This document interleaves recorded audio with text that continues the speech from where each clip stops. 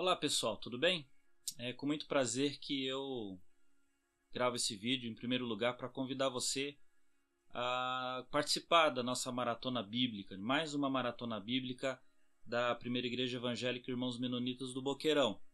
A Maratona Bíblica 2017, ela começa agora no dia 2 de janeiro e nós vamos ler no ano 2017 todo o Novo Testamento, de Mateus a Apocalipse. Como nós já havíamos anunciado, para cada livro do Novo Testamento que formos ler no ano que vem, esse ano que começa agora, você terá uma breve introdução gravada em vídeo, que será disponibilizada a você no nosso site, nas redes sociais. Então, antes de você ler o livro que está programado, você assiste ao vídeo com a introdução e assim você pode aproveitar melhor a sua leitura bíblica, você pode extrair o máximo de conhecimento da leitura que você for fazer, tá bom? Então, eu quero convidar você agora a conhecer um pouquinho a respeito de Lucas e do seu evangelho.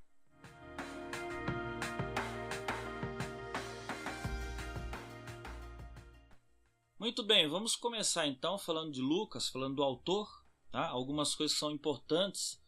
É claro, para você entender o que a pessoa escreveu, é importante que você entenda quem escreveu, né? Então, conhecer um pouquinho sobre Lucas, eu acredito que é muito importante para você extrair o máximo de proveito da sua leitura do Evangelho de Lucas. O que nós podemos afirmar de Lucas que é importante? Em primeiro lugar, que ele era um homem estudioso, ele era um cientista, um historiador, era um homem culto que acreditava em Deus. E logo nessa primeira informação nós já extraímos algo precioso, né? Que apesar do ateísmo dizer que o cristão é um ignorante, né? Nós temos, além de Lucas, outros diversos exemplos de pessoas cultas que acreditavam em Deus e que foram discípulos de Jesus. O próprio apóstolo Paulo diz que o nosso culto é um culto racional, então não há muito pelo contrário, não há nenhum problema, muito pelo contrário, né? Em você ser uma pessoa culta, uma pessoa que estuda, uma pessoa interessada em ciências, né? Lucas, que era um médico, era um pesquisador, era um historiador, ele era um cristão e ele utilizou-se dos seus conhecimentos, utilizou-se dos seus talentos para servir a Deus, né? Uma outra informação importante sobre Lucas é que esse estilo minucioso, um estilo detalhista, sua preocupação com informações detalhadas e precisas são com certeza uma das marcas importantes do seu evangelho. Você vê Lucas, o evangelho de Lucas é o evangelho mais extenso, né? O evangelho que tem o maior tamanho entre os 4 evangelhos, justamente por causa dessa preocupação de Lucas de saber exatamente como aconteceu e de disponibilizar a nós o máximo de informações possíveis a respeito de Jesus, dos seus atos e dos seus ensinamentos. Uma coisa interessante a respeito desse evangelista é que, apesar dele ter escrito apenas 2 livros no Novo Testamento, o Evangelho de Lucas e o livro de Atos dos Apóstolos, você vai perceber que Lucas escreveu 1/4 do Novo Testamento. Isso é muita coisa, né? Ele sozinho escreveu 1/4 do Novo Testamento. Então é algo que nos chama a atenção e que deve fazer a gente prestar um pouco mais de atenção nesse evangelista. Ele fez parte, pelo menos 2 vezes, ele fez parte da equipe do apóstolo Paulo, foi companheiro de Paulo de viagens missionárias, esteve com Paulo ali em Roma, na prisão, né, auxiliando, dando assistência a Paulo ali. Então, com certeza, Paulo foi uma das fontes de Lucas para escrever o seu evangelho. O público-alvo de Lucas, né, ou seja, as pessoas a que eram endereçadas o seu evangelho, a gente já vai falar um pouquinho sobre Teófilo, mas de forma geral o seu público-alvo era as pessoas, não somente os judeus, mas principalmente os gentios, as pessoas que não eram de cultura judaica, em especial os gregos, né? Lucas, que não era judeu, né, era um gentio, e a gente já vai falar um pouquinho sobre isso. Lucas, ele dava uma atenção especial na narrativa do seu evangelho à questão de Jesus ter um evangelho mais universal, e por isso essa carta é escrita também por um público-alvo universal, em especial ao povo grego. E as fontes de pesquisa de Lucas para que ele escrevesse o seu evangelho foi o Evangelho de Marcos e também extensa pesquisa, entrevistando, conversando pessoas que foram testemunhas oculares dos acontecimentos e dos ensinos de Jesus. Tá? Um pouco mais sobre esse Lucas, ele escreve, logo no começo do Evangelho você vê isso, ele escreve para um chamado Teófilo, para alguém chamado Teófilo, que em grego significa amigo de Deus. Esse Teófilo pode ter sido uma pessoa. Havia um costume na época de que pessoas patrocinavam alguém para escrever um livro, já que escrever um livro naquela época era algo muito caro, então havia um patrocinador, que bancava a pessoa escrever um livro, e normalmente a pessoa que escrevia o livro ela dedicava esse livro à pessoa que lhe patrocinou a escrever esse livro. Então, pode sim ter sido uma pessoa, esse Teófilo, como também esse Teófilo pode ter sido um codinome, pode ter sido uma maneira de identificar todo não-judeu, todo gentil que era temente a Deus e que estava lendo aquela carta, ouvindo aquela carta em alguma circunstância. Tá?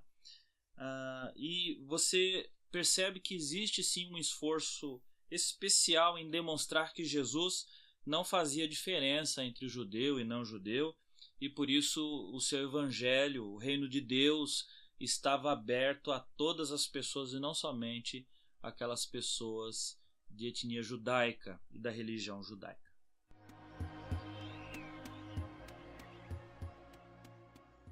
Falando um pouco agora do propósito, ou seja, do objetivo de Lucas ter escrito esse evangelho, é importante você se colocar um pouco na pele de Lucas e entender que Lucas fazia parte de uma seita, entre aspas, chamada de cristãos, que havia, segundo eles próprios, surgido de dentro do judaísmo. Eles mesmos, os cristãos, se consideravam ali uma parte do judaísmo, mas que eram combatidos pelos próprios judeus. Eles não eram aceitos pelos próprios judeus. E o Messias que Lucas pregava, que Lucas divulgava, que Lucas cria, esse Messias havia sido morto numa cruz, apesar de de ser considerado pelos seus seguidores como filho de Deus, como o próprio Deus. Ele havia acabado de ser morto na cruz, e mesmo que os apóstolos e os demais cristãos afirmassem com toda a categoria de que Jesus havia ressuscitado ao terceiro dia, não era uma tarefa fácil divulgar uma fé como essa. Então, Lucas ele dá sim uma atenção especial no seu evangelho em mostrar que tudo aquilo que havia acontecido com Jesus, tudo aquilo que Jesus tinha ensinado e tudo aquilo que havia acontecido, inclusive sua morte, crucificação e ressurreição, era o cumprimento das profecias anteriormente pronunciadas pelos profetas. Então, Jesus cumpria plenamente todas as profecias a respeito do Messias, então ele sim era o Messias. Não havia dúvida para os cristãos, inclusive para Lucas, que Jesus era o Messias, e esse era um dos propósitos dele escrever o seu evangelho. Outra coisa interessante em se destacar no evangelho de Lucas é que ele deixa claro também que a tarefa do Messias não era bem a tarefa que os judeus esperavam do Messias. Os judeus estavam esperando que o Messias viesse e fosse o salvador político dos judeus, o salvador nacional, aquele que iria libertar os judeus da opressão dos romanos, queria transformar Israel de novo naquela nação poderosa da época do rei Davi. E Jesus ele veio sim para ser o rei, mas o seu reino não é deste mundo, e Lucas deixa bem claro isso no seu evangelho, que o seu reino não era deste mundo, e que o que Jesus veio trazer não foi uma libertação política, territorial, mas o que ele veio trazer foi salvação, ele veio trazer perdão, salvação e a presença ativa e constante do Espírito Santo na vida daqueles que são fiéis e que são discípulos dele. Um dos propósitos também do seu evangelho, como já foi dito, é mostrar que esse evangelho era universal, ou seja, não se restringia aos judeus.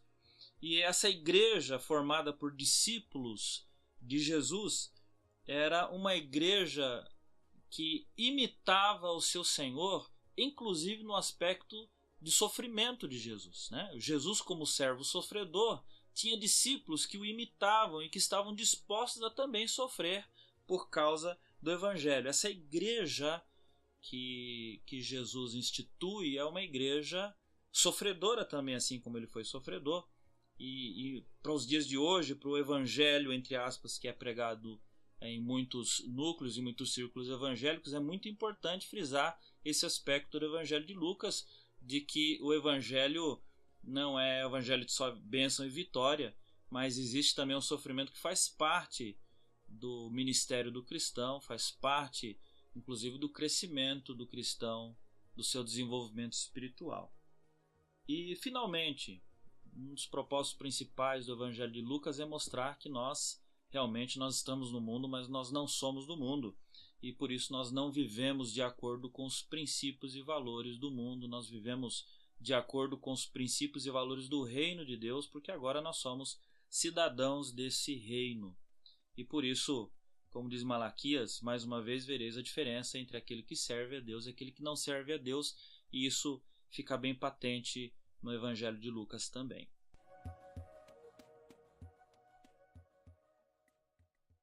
Os temas do Evangelho de Lucas. Em primeiro lugar, um dos temas do Evangelho de Lucas é que o reino de Deus já chegou. Não é que ele vai chegar um dia, não. A partir do momento que Jesus está ali pregando o Evangelho do reino, esse reino já chegou. Tá? Então, por exemplo, a palavra agora em Lucas e Atos dos Apóstolos surge 39 vezes, e nos evangelhos de Marcos e Mateus, por exemplo, aparece apenas 7 vezes. Também em Lucas e Atos dos Apóstolos, a palavra hoje é usada 39 vezes também, enquanto nos evangelhos de Marcos e Mateus, juntos aparecem apenas 9 vezes. Então, esse destaque de que, olha, o reino de Deus chegou agora, não é uma coisa só para o futuro, mas já chegou, já está ativo, e nós já somos cidadãos desse reino, e nós precisamos viver de acordo com os princípios e valores desse reino agora, porque o reino de Deus chegou já. Um outro tema importante no Evangelho de Lucas é o próprio plano de salvação. Ele fez questão de deixar claro qual que é o caminho, qual que é a trilha que o homem deve fazer para receber de Jesus a salvação. A trilha da graça, não do merecimento, mas a trilha da graça, mas que é uma trilha, né? Não cai no colo da gente apenas no sentido de que, como dizem muitos universalistas, no final das contas Deus é tão bonzinho que vai salvar todo mundo. Não é bem assim, né? Existe o compromisso com arrependimento genuíno, existe o compromisso com a mudança de vida, existe o compromisso de seguir a Jesus, né? Como nós dissemos muitas vezes, a salvação é de graça, mas seguir a Jesus tem seu preço, né? Tem a cruz para ser carregada. Então, esse trilho, esse caminho para chegar à salvação em Cristo Jesus, o evangelista Lucas quer deixar isso bem claro. E também deixar claro a respeito dessa nova comunidade de discípulos de Jesus que surge. Por isso que é tão importante fazermos a leitura de Atos dos Apóstolos logo em seguida do Evangelho de Lucas. Por isso que nós dispomos isso na nossa maratona, lemos o Evangelho de Lucas e logo em seguida o livro de Atos. Por quê? Porque na verdade Atos é nada mais nada menos que a continuação do Evangelho de Lucas. No Evangelho, Lucas ele conta a respeito de Jesus, dos seus atos, dos seus ensinamentos, e no livro de Atos ele está dizendo que, olha, veja como a igreja interpretou os ensinos de Jesus, veja como a igreja está imitando a Jesus, veja como na prática a igreja de seguidores de Jesus existe e trabalha.